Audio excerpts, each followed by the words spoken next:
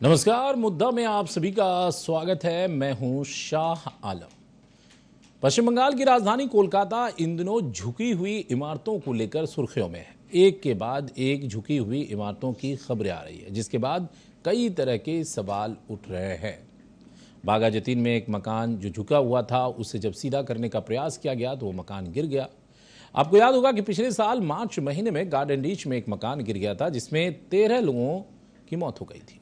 उसके बाद भी सवाल उठे थे। और अब जब टेंगरा में, तोपसिया में या फिर अन्य इलाकों में, कैमक स्ट्रीट में, अन्य इलाकों में कई मकानों के झुकने की खबर आ रही है, तो लोगों के मन में सवाल भी है और दहशत भी है। ऐसे में ताज़ा टीवी ने कलकत्ता नगर निगम के मेयर फिरहाद हकीम से सीधा सवाल किया कि आखिर जो लोग इन फ्लैटों में रह रहे हैं या जो लोग इन फ्लैटों को खरीद रहे हैं, लाखों लाख रुपए दे रहे हैं, वो लोग क्या करें? उनकी क्या गलती है? वो इसमें तो जा रहे हैं, लेकिन जान जोखिम में भी उन्हीं की है। बनाने वाले तो बनाकर चले जा रहे हैं, पैसे कमा कर चले जा रहे हैं। आखिर वो लोग क्या करें? तो इस पर भी फिरहाद हकीम ने अपना बयान दिया है। कलकत्ता पुलिस के कमिश्नर ने भी अपना बयान दिया है। जब घटनाएं घटी तो फिरहाद हकीम ने कई बार इस पर बयान दिया है कि अवैध निर्माण नहीं होगा, अवैध निर्माण को लेकर सख्त नगर निगम रहेगा, एक्शन लेगा, कड़ी कार्रवाई होगी। लेकिन क्या वाकई ऐसा है? और नगर निगम के मेयर फिरहाद हकीम ने पहले यह भी कहा कि ये जो पाप है, जब बागा जतीन की घटना घटी तो कहा ये पाप हम सीपीएम के दौर का धो रहे हैं, क्योंकि सब जो पुकुर है, जो माठ है, इन लोगों को भर भरा कर सीपीएम के दौर में ही निर्माण किया गया था। ऐसे में आज मुद्दा में जिन सवालों को लेकर हम चर्चा करेंगे वो सवाल बिल्कुल स्पष्ट है। वो सवाल स्क्रीन पर संजय को हम कहेंगे चलाएं। झुकते मकान से सुलगते सवाल, आखिर इतने कमजोर क्यों? ये मकान कमज़ोर क्यों है? क्योंकि कई लोगों ने कहा कि भाई सॉइल टेस्टिंग नहीं होती, यानी मिट्टी को जांचा नहीं जाता, उस हिसाब से फाउंडेशन नहीं दिया जाता, जिसकी वजह से ये मकान कमज़ोर हो जाते हैं। फिर दूसरा सवाल, आज ही कई जगह नोटिस जारी किया गया है झुके मकान को लेकर।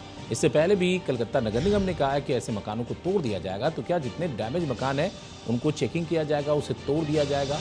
और तीसरा सवाल, एक दिन में तो नहीं बनी ये इमारत, तो आखिर जिम्मेदार कौन? क्योंकि मकान को बनाने में कई कई साल लग जाते हैं। इतना बड़ा बड़ा भवन है, आखिर ये जो मकान बन जाता है ये कैसे बन जाता है? किसकी जिम्मेदारी है इसे रोकने की? इस पर भी हम चर्चा करेंगे। और साथ ही साथ एक पक्ष ये भी कि लाखों लोग, लाखों नहीं बल्कि आप करोड़ों कह सकते हैं कि करोड़ों लोग ऐसे मकानों में रह रहे हैं जो मिडिल क्लास नहीं बल्कि लोअर मिडिल क्लास के हैं। उनका बजट बड़ा नहीं होता, अपनी गाढ़ी कमाई, मेहनत की कमाई इन फ्लैटों में वो लगाते हैं, किश्तों में पैसा देते हैं, कुछ दिनों की मोहलत मिलती है, सस्ती दरों पर मिल जाता है अन्य फ्लैटों की तुलना में, यानी उनके बजट में मिल जाता है तो वो मकान ले लेते हैं। उन्हीं की ज़िंदगी जोखिम है, तो फिर इनके लिए कोई विकल्प क्यों नहीं तलाशा जाता? जब करोड़ों लोग हैं जो इन मकानों में रहते हैं, तो जब बन रहा था तब क्यों नहीं तलाशा गया? और जब लोग उसमें जा रहे थे तब क्यों नहीं अवेयरनेस या जो जानकारी है वो दी गई इन लोगों को? अब ये लोग क्या करें? ये बड़ा सवाल है और इन सवालों को लेकर हम चर्चा करेंगे। हमने तमाम पार्टियों को इनवाइट किया। हमने तृणमूल कांग्रेस को इनवाइट किया, लेकिन तृणमूल ने कोई प्रवक्ता औपचारिक तौर पर नहीं दिया है। इसी तरीके से हमने बीजेपी को इन्वाइट किया, जो मुख्य प्रतिपक्ष है, वो भी इसमें नहीं आए। वो कह रहे हैं कि हमारे पास आज कोई प्रवक्ता उपलब्ध नहीं है। सोचिए, पक्ष और विपक्ष दोनों की हालत ये हो गई। अब आइए तीसरी पार्टी बता देते हैं, जो कांग्रेस है, जिसका कुछ नहीं है यहाँ, वो जरूर हमारे साथ स्टूडियो में है। केतन जायसवाल, आपका बहुत बहुत वेलकम। कुछ नहीं हम इसलिए कह रहे हैं क्योंकि विधानसभा में ये शून्य है और लोकसभा में भी शून्य है। नहीं, शून्य नहीं, एक हैं, सॉरी, एक हैं। और इसी तरीके से सीपीएम को भी हमने इनवाइट किया, क्योंकि सीपीएम के ऊपर आरोप है कि सीपीएम के दौर में ही ये सब शुरू हुआ, जो अवैध निर्माण है, और इससे सत्ताधारी दल परेशान है और इसको रोका गया, बहुत हद तक रुका भी, लेकिन ये भी फिर भी चल रहा है क्योंकि वो चीज़ें लोगों में है। तो सीपीएम को हमने इनवाइट किया, तो वो फोन लाइन पर जुड़ने के लिए हमारे साथ तैयार हैं। इम्तियाज अहमद साहब, उनका भी हम वेलकम करते हैं। हमारे साथ हमारे सहयोगी प्रकाश चंद्रा, जो कि नगर निगम और सरकार को कवर करते हैं, इसलिए हम उनको यहाँ पर बैठाएं। उन्होंने कल ही मेयर से सवाल किया और मेयर ने इस पर जवाब दिया है। तो प्रकाश चंद्रा भी हमारे साथ स्टूडियो में मौजूद हैं। हमारे साथ एक और सोशल एक्टिविस्ट जुड़ रहे हैं, विनीत रुइया। इन्होंने इलीगल कंस्ट्रक्शन को लेकर हाईकोर्ट का रुख किया है और आपको बता दें कि जिस मकान में ये रहते हैं उसी मकान को इन्होंने चैलेंज किया है। उसमें इनका फ्लैट भी है और दूसरे लोगों के फ्लैट्स भी हैं, जो अपार्टमेंट है, उसको चैलेंज किया। तो हमें लगा कि इनको भी बुलाना चाहिए कि आखिर वो इस लड़ाई को किस रूप में लड़ रहे हैं। तो विनीत रुइया साहब, बहुत बहुत वेलकम है, आपका बहुत बहुत स्वागत है। हम चर्चा की शुरुआत करें, लेकिन सबसे पहले आज आपको दिखाते हैं कि पिछले 2-3 दिनों के अंदर जो डेवलपमेंट हुआ है झुके मकान को लेकर और जिसके बाद सवाल उठे हैं, वो रिपोर्ट आपको दिखाते हैं।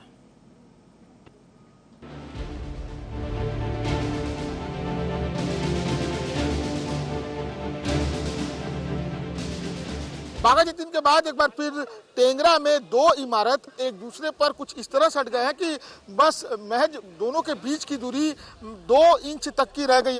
फिर से टेंगरा में हम लोग आ चुके हैं 12 नंबर लोकनाथ बोस गार्डन लेन में। देखिए ये जो मकान है 5 तल्ले का, यह बगल वाली मकान पर जैसे चूम रहा है, यानी झुक गया है। ये इमारत बुधवार को सुबह के वक्त लगभग एक तरफ अपने बाएं जानिब झुक गई। बाएं तरफ झुकने के वजह से बगल में जो अंडर कंस्ट्रक्शन बिल्डिंग है उसमें भी यहाँ पे कहीं ना कहीं हल्का झुकाव देखा जा रहा है। कोलकाता में 1 नहीं, 2 नहीं, 3 नहीं, बल्कि कई मकानों के झुकने की खबरों से लोग सकते में हैं। बाघा जतीन टेंगड़ा के बाद अब वार्ड 59 के लोकनाथ बोस गार्डन रोड स्थित एक 4 मंजिली इमारत झुक गई, जिससे लोगों में हरकंप सा मच गया। इधर मेयर फिरहाद हकीम जो पहले कह रहे थे कि हम सीपीएम के जमाने का पाप धो रहे हैं, वह अब यह भी कह रहे हैं कि यह काम बिल्डिंग विभाग का है। हमने जांच के आदेश दे दिए हैं, जो दोषी होगा उन पर कार्रवाई की जाएगी।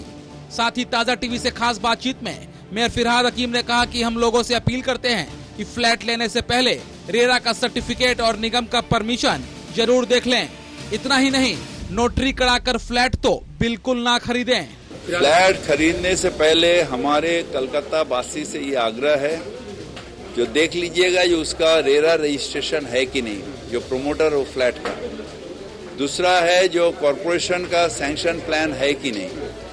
तीसरा है जो कॉरपोरेशन में वो जो है ये असेसमेंट ये है कि नहीं। मगर सबसे अहमियत है वो रेरा में रजिस्टर्ड है कि नहीं, ये देख लेना बहुत जरूरी है। इधर इस मामले को लेकर स्थानीय लोग प्रमोटरों को जिम्मेदार ठहरा रहे हैं। उनका आरोप है कि मकान बनाने से पहले मिट्टी की जांच नहीं की जाती, फाउंडेशन उस हिसाब से नहीं बनाया जाता और ज्यों का त्यों करके मकान को बेच दिया जाता है, जिससे लोगों की जिंदगी जोखिम में है। 1 साल के अंतर्गत सबको इन्होंने मकान मालिक पर एक्चुअली ठिकालैंड है और ठिकालैंड में का वो व्यक्तिगत बात है। और 1 साल का अंतर्गत मकान मालिक से शुरू करके ऑनर लोग को बेचने वाले लोग को सबको सेफ्टी करके दिए। मगर सवाल यह है कि जहां बिना परमिशन के एक ईंट तक नहीं लगाई जा सकती, वहां सैकड़ों मकान अवैध रूप से कैसे बन रहे हैं। एक आंकड़े की माने तो सिर्फ गार्डन रीच में ही 127 मकान अवैध रूप से निर्मित हो चुके हैं, जिनमें मात्र 27 मकानों को तोड़ा गया है। जरा सोचिए, क्या यह मकान बिना पुलिस और निगम की जानकारी के बन गए? लेकिन कोलकाता पुलिस क्या दलील दे रही है, आप खुद ही सुनिए। लोकल थाना যেখানে যেখানে দেখে অনেক জায়গায় আমরা যেখানে দেখতে পাই সেখানে কনসার্ন অথরিটিকে ইন রাইটিং জানানো হয় এন্ড এটা প্রচুর মনিটরিং করা হয় আমাদের তরফ থেকে। যত ম্যাটার আমাদের নজরে এসেছে সবকটাই কনসার্ন অথরিটিকে জানানো হয়েছে। অনেক জায়গায় ডিমলিশন হচ্ছে, যেখানে ইলিগাল কাজ আমরা দেখতে পেরেছি বা বন্ধ হয়েছে, তো অ্যাকশন হচ্ছে ওর উপর। पुलिस कमिश्नर की माने तो स्थानीय थाना को जब भी जानकारी मिलती है वह कार्रवाई करते हैं। जहां जहां मकान झुके हैं उसकी जानकारी मिलने के बाद संबंधित विभागों को इसकी जानकारी दे दी जाती है। बहरहाल अब सवाल उठता है कि मिडिल क्लास या लोअर मिडिल क्लास जो अपने छोटे छोटे बजट और सहूलियत के चक्कर में यह फ्लैट खरीदते हैं, वह जाएं तो कहां जाएं। बिल्कुल, ये बहुत अहम सवाल है कि जो मिडिल क्लास और लोअर मिडिल क्लास अपनी सहूलियत या अपने बजट के चक्कर में ऐसे मकान खरीद लेते हैं, ऐसे फ्लैट खरीद लेते हैं, वो जहां तो जाए कहां। इसके लिए कौन आएगा, पहल करेगा?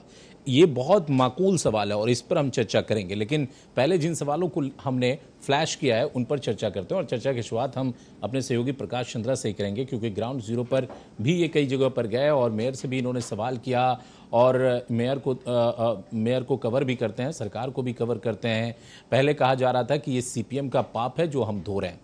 अब मेयर साहब ये भी कह रहे हैं कि भाई ये बिल्डिंग डिपार्टमेंट की जिम्मेदारी है, इंजीनियर्स को देखरेख करना होता है। हमने कुछ को सस्पेंड भी किया है, जांच भी कर रहे हैं। तो आखिर चल क्या रहा है? क्यों ये मकान एक के बाद एक झुकने की खबरें आ रही है? क्या गड़बड़ी हो रही है या गड़बड़ी हुई है? जिसकी वजह से ये मकान झुक रहे हैं? प्रकाश, कोलकाता में जैसे कि एक नियति सी हो गई है कि अगर कोई एक घटना घटती है तो उसके पीछे ठीक 3-4 घटना, 5 घंटा या कई दर्जन घटना घट जाती है। तो एक एक मकान झुक रहा है और अचानक जब लोग देख रहे हैं कि अरे ये तो मेरा मकान भी हल्का झुक गया, वो तुरंत मीडिया को खबर कर रहे हैं और उसके बाद वो वायरल हो जा रहा है, वो वीडियो या फिर वो पोस्ट वायरल हो रहा है। लेकिन बड़ी बात यहाँ पर यह है कि जो अवैध मकान जो खरीदने वाली बात आ रही है, ये सबसे मूल मुद्दा है। क्योंकि आप देखिए, मेयर फिरहाद हकीम भी कह रहे हैं कि रेरा का आप सबसे पहले सर्टिफिकेट देखिए या कागजात देखिए, लेकिन सवाल है कि आज से 3-4 साल पहले जिन्होंने मकान खरीदा या 5 साल पहले, 10 साल पहले जो मकान खरीदा, उनके पास तो कोई रेरा का सर्टिफिकेट नहीं है। और दूसरी बात है कि आप असेसमेंट की जो बात कर रहे हैं फिरहाद हकीम, तो उसमें असेसमेंट कितने मकानों के पास है या कितने मकानों के पास उसका केएमसी सैंक्शन प्लान है, ये भी एक बहुत बड़ा सवाल उठ गया है। और हर आदमी, चाहे मैं रहता हूं या आप रहते हैं या कोलकाता का जो भी इंसान जो कोलकाता में अपने घर में रहता है, वो कल या परसों की घटना के बाद से जल्दी से जाता है, अपना अलमारी खोलता है, वो कागज निकालता है और चेक कर रहा है कि मेरे पास सैंक्शन प्लान है कि नहीं, या अपने पेरेंट्स से पूछ रहा है कि आपने कैसे ये मकान खरीद लिया। तो ये बहुत गूढ़ सवाल है। और जब भी हम लोग फ्लैट खरीदेंगे, जैसा कि मेयर साहब भी बता रहे हैं, तो बिना रेरा सर्टिफिकेट के ना खरीदें। लेकिन ये जो घटनाएं घट रही हैं, इससे सिर्फ वो वहां के जो इलाके वासी हैं वो केवल दहशत में नहीं है, बल्कि पूरा कोलकाता जो है वो कहीं ना कहीं इन घटनाओं से हिल गया है। और सभी अपने, जैसा कि विनीत रुइया के बारे में आप बता रहे थे कि वो भी कहीं ना कहीं ग्रसित हैं, पीड़ित हैं। तो आप देखिए कि हर व्यक्ति जो है, चाहे वो उसका मकान एलआर हो, आरएस हो या बैंक से फाइनेंस मैं आऊंगा एलआर, आरएस और बैंक से फाइनेंस, इन सब चीजों को भी जरा डिफाइन करेंगे। और सवाल है कि इन सब चीजों की बात तो तब हो जब मकान में इन सब जो क्राइटेरिया है उसको फॉलो किया गया हो। लेकिन ऐसा नहीं है कि 1, 2, 10, 20, 50, जैसा कि अब एक आंकड़े का जिक्र हो रहा है, वो आंकड़ा कितना ऑथेंटिक है नहीं है उसकी बात छोड़ दीजिए, किसी मीडिया में छपी है वो खबर, ऑथेंटिक अखबार में, और उस आधार पर हम कह रहे हैं कि एक गार्डन रीच इलाके में 127 अवैध मकान चिन्हित हुए, सिर्फ 27 तोड़े गए। तो अब आप सोचिए कि एक इलाके में अगर 127 हो सकते हैं तो इतने बड़े कोलकाता में। लेकिन यहाँ पर एक बात और हम जोड़ना चाहेंगे आगे चल के कि सिर्फ कोलकाता ही नहीं, देश का कोई ऐसा शहर नहीं है जहाँ अवैध निर्माण नहीं है। लेकिन कोलकाता में थोड़ा ज़्यादा हो गया। ज़्यादा ये इस हिसाब से हो गया कि यहाँ G+2 चलता था, 3 चलता था, अब 5 चल जा रहा है, 6 चल जा रहा है। और इतने बनाने के बाद भी उसके फाउंडेशन के ऊपर कितना ध्यान दिया जा रहा है, ये सबसे इंपॉर्टेंट है। और यही वजह है कि मकान झुक जा रहे हैं या गिर जा रहे हैं या गिरने के कगार पर है, या लोगों में खौफ है कि हमारा मकान कितना मजबूत है, नहीं है। इस पर हम चर्चा करेंगे। और भी हमारे मेहमान हैं। एक ब्रेक के लिए रुकते हैं, ब्रेक के बाद जल्द लौटते हैं। बने रहिए हमारे साथ।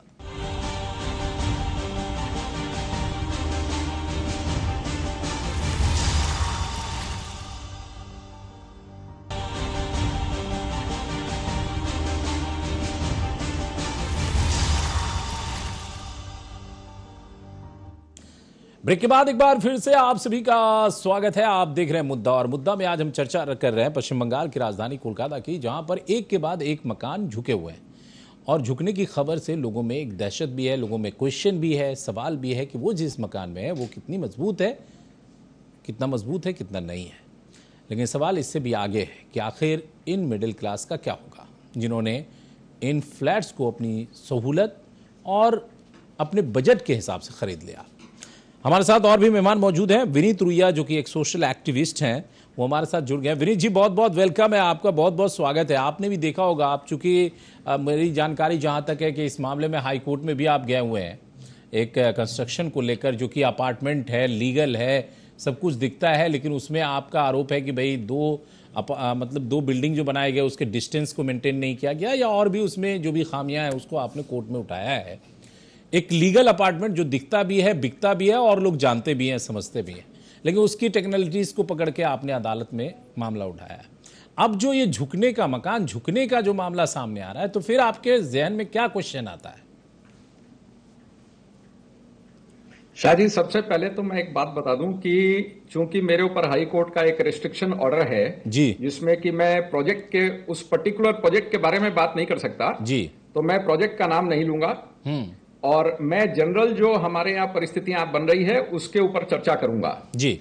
एक बड़ा सुंदर चार्ट मैं आपको दिखाना चाहता हूं। आपके स्क्रीन पे शायद नजर आ रहा होगा, नजर आ रहा है ये? जी बिल्कुल नजर आ रहा है। ये जो चार्ट मैं दिखा रहा हूं, जी ये नजर आ रहा है ना? हाँ बिल्कुल। देखिए, आम जनता को इसके बारे में बिल्कुल जानकारी नहीं है, जबकि ये कलकत्ता म्युनिसिपल कॉर्पोरेशन के कानून में लिखा हुआ है कि अगर आपकी बिल्डिंग की हाइट 7 मीटर है या उससे कम है तो आपके बिल्डिंग के 3 तरफ 1.2 मीटर का डिस्टेंस कोई भी बिल्डिंग से होना चाहिए और पीछे के साइड में 2 मीटर की डिस्टेंस होनी चाहिए। ठीक है, और इस तरह से करीब हम 60 मीटर के ऊपर चले जाएं तो 10 मीटर की डिस्टेंस होनी चाहिए और पीछे में 12 मीटर की होनी चाहिए और 15% ऑफ हाइट ऑफ बिल्डिंग या जो आसपास का जो भी लोएस्ट टावर है उसका 15% होना चाहिए। ठीक है, तो ये जो परिस्थितियां हमारे यहां उत्पन्न हो रही है, आपने जो कहा ना डिपार्टमेंट दिखता कम और बिकता ज्यादा है, तो डिपार्टमेंट दिखता नहीं है, बिकता है। और असल में मैंने जो अभी हाईकोर्ट में रिट कर रखी है उसमें मैंने इलीगल सैंक्शन, क्योंकि आपने कहा, मेयर साहब ने बड़े सहूलियत से कह दिया कि आप रेरा को देखिए, सैंक्शन प्लान देखिए, लेकिन रेरा जो है वो सैंक्शन प्लान के ऊपर चलता है। अगर सैंक्शन प्लान ही इलीगल हो तब क्या किया जाए? मैंने इनफैक्ट सैंक्शन प्लान को ही चैलेंज किया कि सैंक्शन प्लान ही इलीगल है और उसके ऊपर में म्युनिसिपल बिल्डिंग कमेटी की एक बैठक भी हुई 12 नवंबर को। म्युनिसिपल बिल्डिंग कमेटी की जो बैठक हुई उसमें मेयर खुद थे क्योंकि उनका रहना अनिवार्य है। उसके अलावा बिल्डिंग म्युनिसिपल कमिश्नर थे, कलकत्ता पुलिस कमिश्नर थे, डीजी बिल्डिंग थे, डीजी फायर थे, सारे लोग थे। उसके बावजूद इन लोगों ने उस प्लान को सही करार दे दिया, जिसके अगेंस्ट में मैंने फिर से हाई कोर्ट में गुहार लगाई है कि इसकी पूरी तरह से जांच हो। और देखिए, समस्या ये है ना कि अंदर में सब एक हैं, पब्लिक के सामने आकर, कैमरे के सामने आकर कहने वाली बातें कुछ और है, अंदर में बात और है। गार्डन रीच में आपने बताया कि 127 में से 27 को तोड़ा गया है और एक ही इलाके में 127 पाए गए हैं जो अवैध हैं। मैं कहता हूं अगर धराशायी करना शुरू करेंगे तो कलकत्ता, आधा कलकत्ता दफन हो जाएगा। और सबसे बड़ी बात यह कह रहा हूं कि 2012 और 2014 के जो सैंक्शन प्लान है उसमें कितने प्लान मेयर को चाहिए जिसमें मैं दिखा दूं कि सारे के सारे अवैध हैं। 12 कितने प्लान उनको चाहिए और कितने बड़े बड़े मकान अवैध हैं। यहां आम जनता को ये चाहिए सबसे पहले सैंक्शन प्लान देखे, कंप्लीशन प्लान नहीं। बिल्डर जो है बेवकूफ बनाता है कि ये देखिए मेरा कंप्लीशन प्लान है या ये सीसी है, कंप्लीशन सर्टिफिकेट है या फायर का एनओसी है, उस पर न जाएं। सबसे पहले बिल्डिंग सैंक्शन प्लान देखे और सैंक्शन प्लान देखकर कलकत्ता म्युनिसिपल कॉर्पोरेशन का जो कानून है, KMC building rules and KMC building act, KMC act 1980 पढ़ लें और केएमसी बिल्डिंग रूल्स पढ़ लें और उसके बाद में जचाई करें कि उनका मकान सही रूप से बना है या नहीं बना है। रहा सवाल ये टिल्ट होने का, जो आप दिखा रहे हैं उसमें आपको कहीं लगता है क्या 1.5 मीटर 2 मीटर की कहीं आपस में बीच में जगह है दो मकानों के? बिल्कुल नहीं है, बिल्कुल नहीं है। तो अगर मान लीजिए कि दूसरे मकान की फाउंडेशन के बगल में आप एक नया मकान फाउंडेशन डाल के खड़ा कर रहे हैं तो इतनी करीबी फाउंडेशन अगर आप डालेंगे तो या तो पहला मकान ढह जाएगा और या आपकी फाउंडेशन कमजोर हो जाएगी इस दूसरे मकान की। तो दूसरे मकान की अगर फाउंडेशन कमजोर हुई है तो ये तो स्वाभाविक है ना कि मकान टेढ़ा होगा। अब वो बाईं तरफ गिरेगा, दाईं तरफ गिरेगा, सामने या पीछे, ये किसको पता है? तो ये इस तरह के मकान कहीं भी गिर सकते हैं। दूसरी चीज एक समझने की कोशिश कीजिए कि कलकत्ते के कितने कॉम्प्लेक्स में मैं आपको लेके जाऊं जहां फायर ब्रिगेड नहीं घुस सकती है। तो आज मकान जब बनते हैं, बड़े कॉम्प्लेक्स बनते हैं, उनमें फायर ब्रिगेड क्यों नहीं घुस सकती? उनमें ऐसा प्रावधान क्यों नहीं है? गाड़ियां तक ढंग से नहीं जा पाती है, फायर ब्रिगेड का तो सवाल ही नहीं उठता है। तो ये जो बातें हो रही है कि सीपीएम के टाइम का मकान है, हम उनका पाप धो रहे हैं, उनको कहिए कि आप खुल के आ जाइए और सारे सैंक्शन प्लान सामने रख दीजिए। आरटीआई में जवाब नहीं देते हैं आजकल ये लोग। आरटीआई में जब हम सवाल पूछते हैं तो उसको किसी तरह से इधर उधर घुमा फिरा कर उल्टे सीधे जवाब देते हैं।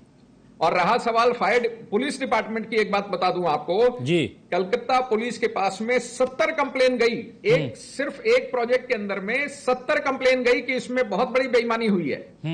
पुलिस ने कोई इन्वेस्टिगेशन नहीं किया, पुलिस ने सिर्फ ये कह के उनको जवाब दे दिया कि ये सिविल मैटर है। सिविल मैटर कैसे है भाई? अभी आपका इन्वॉल्वमेंट क्यों हो गया? जब अवैध निर्माण की बात हो रही है तब आपका कहां से इन्वॉल्वमेंट आ गया? इन्वॉल्वमेंट आ गया। आप ठीक है, ठीक है विनीत जी, आप बने रहिएगा हमारे साथ, अंदर में आपका आप बने रहिएगा हमारे साथ। आपने बहुत उपयोगी एक डॉक्यूमेंट्स दिखाया है कि केएमसी के रूल्स हैं और उस रूल्स के हिसाब से क्या आपके मकान बने हैं, या आपको जहन में रखना चाहिए। एक मकान से दूसरे मकान के बीच में अगर 60 मीटर आपका मकान ऊंचा है तो इन दोनों मकानों के बीच में एक डिस्टेंस है 1.5-2 मीटर की, वो होनी चाहिए। क्या अगर वो डिस्टेंस है तब तो ठीक है, अगर नहीं है तो फिर गड़बड़ है। ये अपनी जगह है। हमारे साथ सीपीएम के नेता हैं और पूर्व एमआईसी हैं हावड़ा के, इम्तियाज साहब, वो हमारे साथ जुड़ गए हैं। सर, आपका बहुत बहुत वेलकम है, बहुत बहुत स्वागत है। इम्तियाज साहब, बहुत बहुत स्वागत है आपका। चलिए, हमारे साथ कांग्रेस के प्रवक्ता स्टूडियो मौजूद हैं, केतन जायसवाल।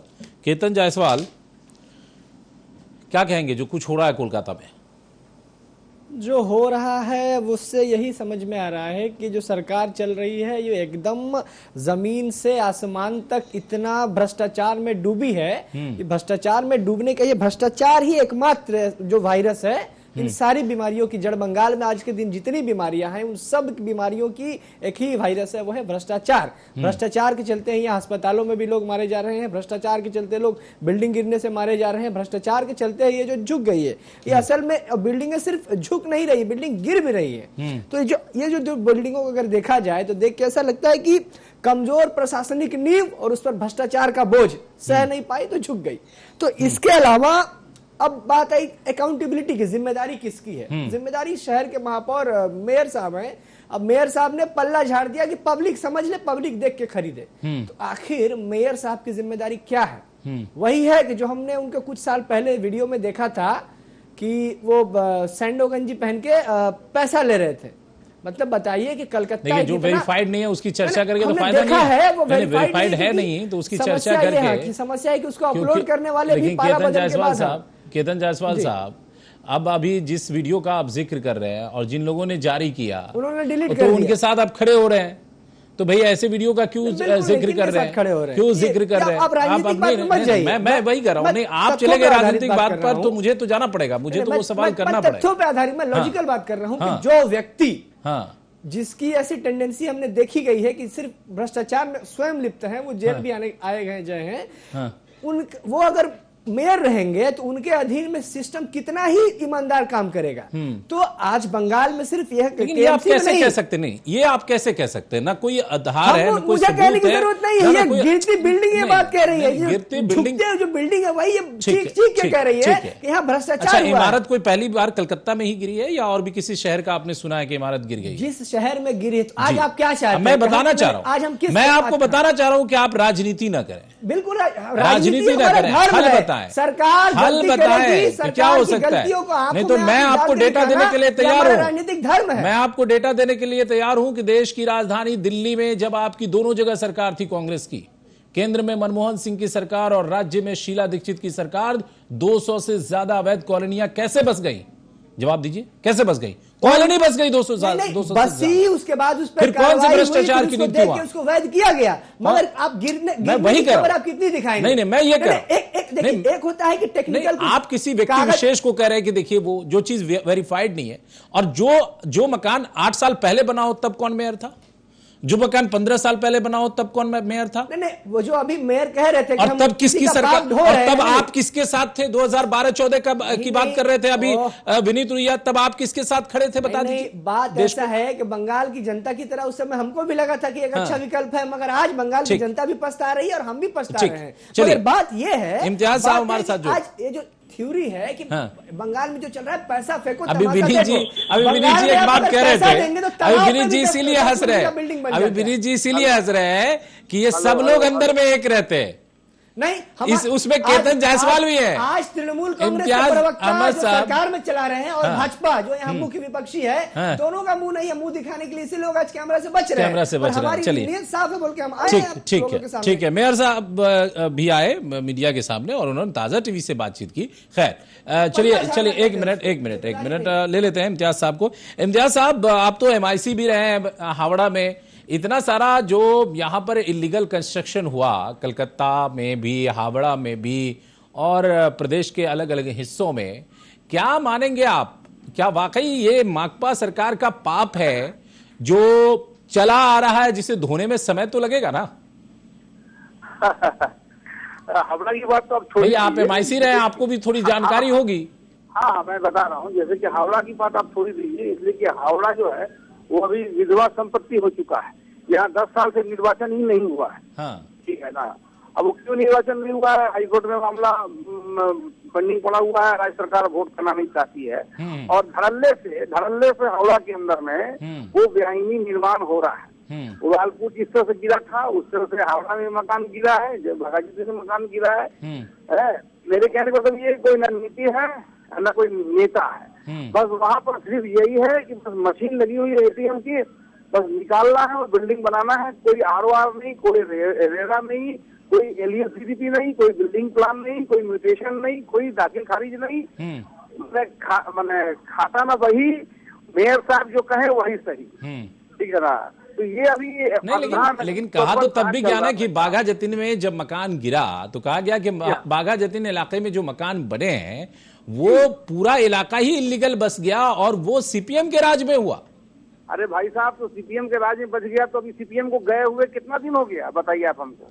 हाँ, अभी भी आप सीपीएम का रोना रो रहे हैं। तो जहां लोग बस गए उसको कैसे हटा दिया जाए? बच्चा जो है, अरे भाई बिल्डिंग, अभी आप बात कर रहे हैं बिल्डिंग गिरने की बात कर रहे हैं। इलीगल ट्रांसफर्स की बात नहीं कर रहे हैं, इलीगल ट्रांसफर्स की बात नहीं कर रहे हैं। इलीगल ट्रांसफर्स की बात अगर कीजिएगा तो फिर उस तरफ से अगर देखिएगा तो वो बहुत सारी बातें आ जाएंगी। फिर रेलवे कॉलोनी भी आ जाएगी, उसके अंदर बहुत सारी जगह बस्ती आ जाएगी और फिर बस्ती का मसला भी आ जाएगा। वो उस पर अब नहीं जा रहा है। बात अभी आपने कहा कि कलकत्ता म्युनिसिपल कॉर्पोरेशन के अंदर में जो इलीगल जो अभी सिंडिकेट राज चल रहा है और जिस तरह से माने अंधा नगरी और चौपट राज चल रहा है कि बिल्डिंग उठाते जाइए और रुपया कमाते जाइए, है ना। और उसमें कोई नियम नीति कुछ नहीं है, न कोई बिल्डिंग प्लान है, न कोई आरओआर है। और इवन ये है, आपको ये बता देते हैं कि जो प्रॉपर्टी मैं ठीक है इम्तियाज साहब, आप जो कह रहे हैं वो ठीक है, आपके आरोप हैं, लेकिन मैं ये कह रहा हूं क्या ऐसा पहले भी चलता था कि ना कोई आरओ आता था, न कोई रेरा होता था, न कोई वहां पे कंस्ट्रक्शन प्लान होता था और कंस्ट्रक्शन हो जाता था जब आप लोग सत्ता में थे, चाहे हावड़ा में हो या कलकत्ता नगर निगम में हो? प्रॉपर्टी जो सरकार की संपत्ति होती है वहाँ भी पूरे धड़ल्ले से कलकत्ता कॉर्पोरेशन उस जमीन का भी अधिग्रहण करके इलीगली मकान बना रही है और उसमें दिल्ली की सरकार उसकी मदद कर रही है। ये सारी चीजें, ये नया हम इल्जाम आप लगा रहे हैं कॉर्पोरेशन के ऊपर में। जो एनिमी प्रॉपर्टीज है वो एनिमी प्रॉपर्टी का एनओसी दिल्ली से मिलता है, वो बीजेपी और टीएमसी मिलकर ये काम कर रही है। चलिए, आप कह रहे हैं कि बीजेपी टीएमसी मिलकर ये काम कर रहे हैं। चलिए एक ब्रेक ले लेते हैं, एक ब्रेक ले लेते हैं। ब्रेक के बाद जल्द लौटते हैं, बने रहिए हमारे साथ।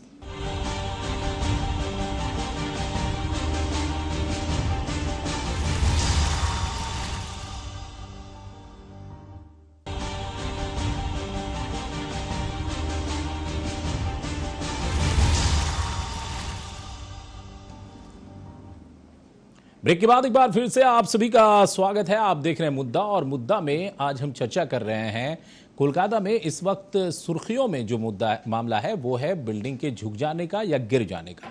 इसको लेकर तरह तरह के बयान आ रहे हैं। मेयर ने कहा कि बिल्डिंग डिपार्टमेंट का एक ये जिम्मेदारी है, हमने जांच के आदेश दिए हैं, जो भी दोषी होगा उस पर कार्रवाई की जाएगी। सीपीएम के पाप धोने की बात कही। सीपीएम के लोग कह रहे हैं कि आज धड़ल्ले से निर्माण हो रहा है, न रेरा देखा जा रहा है, न कोई सैंक्शन प्लान देखा जा रहा है, न कुछ भी देखा जा रहा है। हमारे साथ विनीत रुइया भी हैं, केतन जायसवाल भी हैं। लेकिन एक जो बहुत इंपॉर्टेंट सवाल है जो हम प्रकाश से पूछना चाहेंगे, क्योंकि एक पत्रकार जब पत्रकारिता करता है तो उसके जहन में जनता पहले होती है, जनता के सवाल पहले होते हैं। मैं प्रकाश आपसे ये जानना चाहूँगा कि कुछ भी है, कोई भी जिम्मेदार है, ये उनको कहेंगे, वो इनको कहेंगे, राजनीति में तो ये चलता ही रहता है। लेकिन आज जो करोड़ों लोग जो कोलकाता के आसपास में रहते हैं, G+4 में, G+5 में, और जब वो देखेंगे कि भाई हमारे दो मकान के बीच में तो डिस्टेंस है ही नहीं, 1.5 मीटर, 2 मीटर, 3 मीटर, जो भी चाहिए क्राइटेरिया के हिसाब से नहीं है, तो उनके जहन में जब ये सवाल आएगा कि उनका मकान भी तो कल को नहीं झुक जाएगा, उनके मकान पे भी तो क्वेश्चन नहीं उठाया जाएगा, इसको कैसे दूर किया जाएगा? देखिए आलम, ये जो रुइया साहब ने जो बताया है बहुत ही इंपॉर्टेंट बात बताई है कि जो दूरी, जो डिस्टेंस की बात बताई है, ये हर एक व्यक्ति को घर खरीदने के पहले या घर में प्रवेश के पहले ये देखना पड़ेगा कि बहुत इंपॉर्टेंट बात है। लेकिन मैं इससे भी एक दूसरी बात मैं उठाना चाहता हूँ कि एक आम आदमी, मेरे जैसा समझिए कोई एक आम आदमी है जो एक फ्लैट खरीदना चाहता है कोलकाता में, अब वो अगर रेरा वाला फ्लैट खरीदने जाए या फिर वो सैंक्शन प्लान वाला फ्लैट खरीदने जाए तो 2 BHK का आज कोलकाता में आप 1 करोड़ प्लस, आप समझ लीजिए 1.5 लाख करोड़ 90 लाख या 1 करोड़ प्लस है। अच्छा, अगर एकदम वो आम आदमी है जिसके पास समझिए वो 30 लाख रुपए तक या 40 लाख तक लोन करा सकता है या उतना पैसा दे सकता है, अगर वैसा व्यक्ति है तो वो घर कैसे खरीदेगा बताइए आप। अगर वो 800 स्क्वायर फीट का घर खरीदता है या कैसे वो घर खरीदेगा। अगर समझिए 50 लाख रुपया भी अगर 2 BHK का दाम है, और तो आप देखिए कोलकाता में एक नियति है, या कोलकाता या पूरे देश भर में सभी प्रोमोटरों का, कि भैया आप 30 लाख रुपया हम आपको दिखाएंगे चेक में और आप 20 लाख रुपया हमको कैश दे दीजिए। अब उसको कैश पहुंचाइए। ये एकदम आम आदमी वाली बात मैं बोल रहा हूं। मैं ये कोई मेयर साहब की बात या किसी सरकार की बात नहीं कर रहा हूं। आप किसी भी प्रोमोटर से आप मिल लीजिए कोलकाता में या बाहर में, तो वो कहेंगे कि आप 40 लाख रुपया हम आपका दिखाएंगे चेक में और 20 लाख रुपया आप हमको दिखा दीजिए कैश, यानी 60 लाख का आपका मकान होगा। उसके बाद 40 लाख पर आपका जो रजिस्ट्री चार्ज लगेगा वो सो अलग। अब वो व्यक्ति 20 लाख तो आपको नगद पहुंचा दिया, उसके बाद 40 लाख में वो 4-5 लाख रुपया डाउन दे दिया, बच गया 35 लाख रुपया। 35 लाख को वो करा लिया इंस्टॉलमेंट। अब वो जैसे ही वो 8-10 इंस्टॉलमेंट भरा, तब तक अचानक एक दिन उसका बिल्डिंग जो है वो झुक गया। अब जिस दिन वो बिल्डिंग झुका, तत्काल मेयर साहब वहां पहुंचे या फिर वहां कोई अधिकारी पहुंचे, अरे तुम कैसे घर ले लिया, तुम ये सर्टिफिकेट वो certificate, stability certificate, structural certificate और बहुत सारे सर्टिफिकेट निकलकर सामने आ जाते हैं। अब वो व्यक्ति ये बोल रहा है कि मेरा आज 26 तारीख हो गया, 4 दिन बाद मुझे बैंक का पैसा देना है, अब मैं क्या पैसा दूं, मैं घर में प्रवेश करके मुझे सारे दस्तावेज, मुझे फ्रिज, टीवी, एसी सब बाहर निकालना है, मुझे निकालने का परमिशन दीजिए। अब वो व्यक्ति घर में प्रवेश नहीं कर पा रहा है क्योंकि उसका घर झुक गया। अब वो घर में डर, या तो अगर घर टूटा नहीं तो दहशत है, और अगर घर टूट गया तो फिर वो घर में भीतर प्रवेश कैसे करेगा। अब वो प्रवेश करे, लेकिन प्रकाश, आप ठीक है, आप जो बात कह रहे हैं, तो ये काम तो कोई 1 दिन 2 साल 5 साल 10 साल का नहीं है। ये तो कलकत्ता इतना बड़ा शहर है, और बगल में हावड़ा को ले लीजिए और इसको लाखों लाख मकान या करोड़ों कह लीजिए, ये मकान जो बन गए ये कोई 5 साल 10 साल में तो नहीं बने। देखिए ये मकान तो काफी समय से बनते आ रहे हैं, तो फिर इस तरीके का कोई प्लान होना चाहिए था लोगों के। केतन जायसवाल से प्लान को कारगर करना एक अलग बात है कागजी तौर पर, और एक आम आदमी के साथ जो नियति का जो घटान होता है, जो घटती है, वो एक अलग बात है। जब मेरे साथ घटना घट जाती है तब मुझे समझ में नहीं आता कि मैंने क्या किया था। केतन जायसवाल, इस पर क्या जवाब है? उन लोगों के बारे में केतन क्या सोचते हैं आप? ठीक है, आप टारगेट करेंगे, आप सब कुछ करेंगे, लेकिन वो लोग जो हैं वो क्या करें? बिल्कुल प्रताड़ित है लोग। जैसे कि भाई साहब कह रहे थे कि मान लीजिए कि अभी 5 दिन बाद बैंक का EMI देना है और आज घर मेरा टेढ़ा हो गया, फिर गिर गया, तो मैंने उस परिस्थिति को समझिए कि रत्ती हम लोग जो मिडिल क्लास या लोअर मिडिल क्लास के लोग हैं, रत्ती पाई जुगाड़ के, कभी कभी तो 2-3 जनरेशन मिलके जो पैसा इकट्ठा करती है, उससे एक सर का छत लेते हैं, बड़े खुशियों से उसको सजाते संवारते हैं और उसमें रहते हैं। और एक दिन अगर पता चले कि ये इलीगल है या फिर ये टूटने वाला है, तो उस समय जो अपनी मनस्थिति होगी उसके बारे में बेशक। और मान लीजिए कि वो घर गिर गया, अब इसका EMI, मतलब ऐसा बताइए कि इस जमाने में घर बन रहा है इस माफिया राज में, प्रोमोटर राज में, कि EMI खत्म होने के पहले घर खत्म हो जा रहा है। अब जिसने घर खरीदा है वो कहां जाए, और बैंक वाला भी अपनी पैसे वसूली करने के लिए कई बार होता है कि वो कहां जाए। तो ऐसा तो सिस्टम चल रहा है, क्योंकि एक बंगाल में ट्रेंड चल रहा है, पैसा फेंको तमाशा देखो। अगर आप पैसा दे सकते हैं, भ्रष्टाचार में आप घूस दे सकते हैं, तो आप मरे हुए व्यक्ति का यहाँ बर्थ सर्टिफिकेट बनवा सकते हैं और जिंदा व्यक्ति का डेथ सर्टिफिकेट बनवा सकते हैं। आप पुरुष व्यक्ति का विधवा पेंशन चला सकते हैं। यहाँ तृणमूल के जमाने में पैसा देने पर सब कुछ होता है। एकमात्र मैंने जो बताया, इतनी समस्याएं, आप लोग जो टेक्निकल जानकारी, ये बात सही है, पर इस समस्या की जो मूल जननी है वो है भ्रष्टाचार। और आप देखिएगा कि बंगाल में भ्रष्टाचार कहां नहीं है, जमीन से आसमान तक। मगर क्या हो रहा है कि इतने भ्रष्टाचार करने के बाद भी ये लोग खुला घूम रहे हैं। उसका कारण क्या है कि केंद्र में बैठी जो CBI और ED को चलाने वाली जो पार्टी है, वो इनको खुला छूट दे रखी है अपने राजनीतिक फायदे के लिए। और इसमें पीस कौन रहा है? हमारे आपके जैसे, या फिर घर खरीदने वाले, अस्पताल में परिसेवा लेने वाले पीस रहे हैं। विनीत रुइया साहब, आज आपने कहा कि भाई आप डिस्टेंस देख लें, और फिर आपने कहा कि हमने तो प्लान को भी चैलेंज कर दिया है कि प्लान होगा तभी रेरा होगा, और जब प्लान ही गड़बड़ है तो रेरा का क्या मतलब है? अब बताइए कि जब इस लेवल पे भ्रष्टाचार होगा तो एक आम इंसान, जो आम इंसान है, एक तो अभी प्रकाश कह रहे थे कि भाई कोलकाता में तो मुझे लग रहा है कि लीगल फ्लैट अगर आपको लेना है जिसमें बैंक लोन सैंक्शन हो जाए, वैसे फ्लैट जो है वो 1 करोड़ से नीचे के हैं ही नहीं कहीं, अगर किसी भी अपार्टमेंट में आप जाइए। अब 1 करोड़ का अगर लोअर मिडिल क्लास अगर जाए खरीदने, जो 25-30 हज़ार 40 हज़ार यहाँ पे कमा रहा महीने का, 50 हज़ार भी कमा ले रहा है, तो 1 करोड़ रुपए अगर वो लोन सैंक्शन करा लेगा तो पूरा EMI भी नहीं दे पाएगा, तो अपना घर कैसे चलाएगा? तो उसकी अपना घर तो हुआ नहीं। और एक आवास योजना आया, PM आवास योजना है ना, वो PM आवास योजना कहा गया कि भाई शहर में हर सर पे छत हो, उसके लिए आप बैंकों के चक्कर काट लीजिए, सारे चप्पल टूट जाएंगे जिस भी ब्रांड के आप पहन लें, वो मिलने वाला है नहीं, किसको मिला नहीं मिला पता नहीं। तो फिर ये मिडिल क्लास, तो लोअर मिडिल क्लास जो 25-50 हज़ार कमाने वाला है, वो तो इसी तरीके से लेता है कि चलो प्रमोटर को 1-2 लाख दे दिया, फिर 6 महीने बाद 5 लाख दे दिया, 3 लाख दे दिया, कुछ सहूलत मिल गई, अब रहने दो, कल को गेट लगा लिया, परसों को खिड़की लगा लिया, और इस तरीके से उसकी जिंदगी बस जाती है। लेकिन उसके साथ इतना बड़ा फ्रॉड हो जा रहा है, तो इसका कोई पैमाना तो होना चाहिए ना, कोई एक ये बनना चाहिए भाई, सरकार, सिस्टम, प्रशासन सब किसके लिए है? इन्हीं लोगों के लिए ना, आम इंसान के लिए ना। और ये सिर्फ आप कहें कि भाई आज की सरकार और प्रशासन, सो बात तो नहीं है, ये तो एक सिस्टम है जो चला आ रहा है, बहुत दिनों से चला आ रहा है। विनीत जी। शाह जी, मैं इसको 2 भाग में बांटता हूं जी। एक तो आपने कहा PM आवास योजना, PM आवास योजना हो या CM आवास योजना हो, चाहे जो भी हो, जब बैंक में रुपया आने को होता है तो वहां पहले बैंक के बाहर कोई आदमी खड़ा होता है जो पैसे आपसे वसूलने के लिए तैयार है।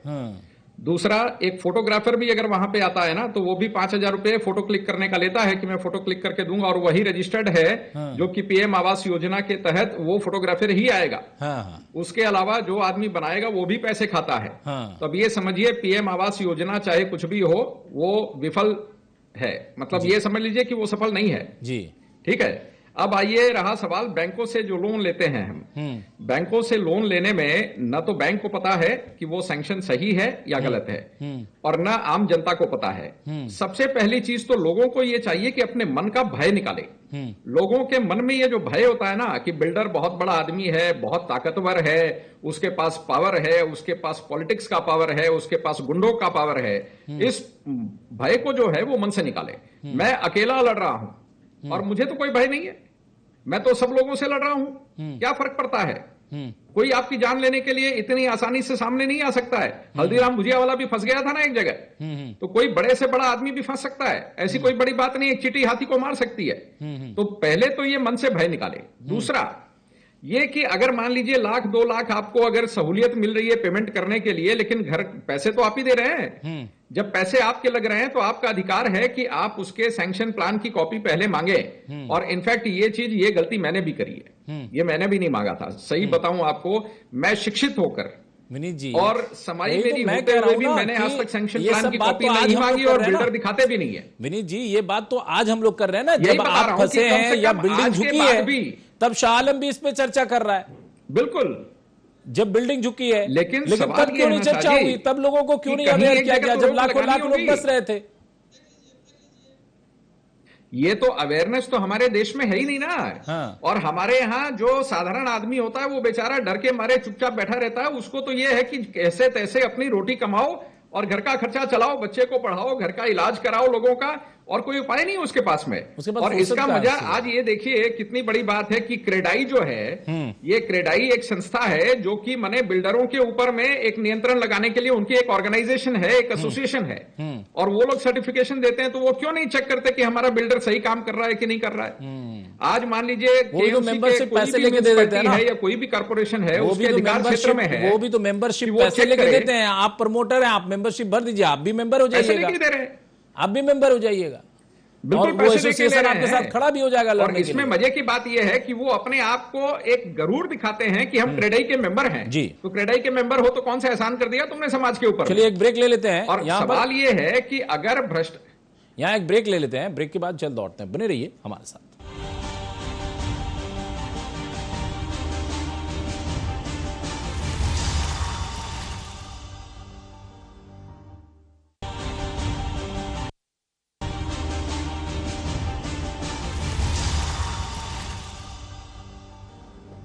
ब्रेक के बाद एक बार फिर से आप सभी का स्वागत है। आप देख रहे हैं मुद्दा, और मुद्दा में आज हम चर्चा कर रहे हैं कोलकाता की उस खबर की जो आए दिन एक के बाद एक सुर्खियों में है।